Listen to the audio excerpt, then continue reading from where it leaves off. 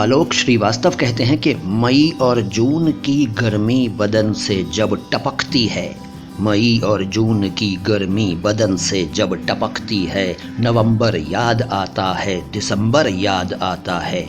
शुजा खावर कहते हैं कि सर्दी भी ख़त्म हो गई, बरसात भी गई, सर्दी भी ख़त्म हो गई, बरसात भी गई और इसके साथ गर्मियाँ जज्बात भी गई। मीर अनीस कहते हैं कि गर्मी से मुज़तरिब था ज़माना ज़मीन पर, मुज़तरिब का मतलब परेशान। गर्मी से मुज़तरिब था ज़माना ज़मीन पर, भुन जाता था जो गिरता था दाना ज़मीन पर।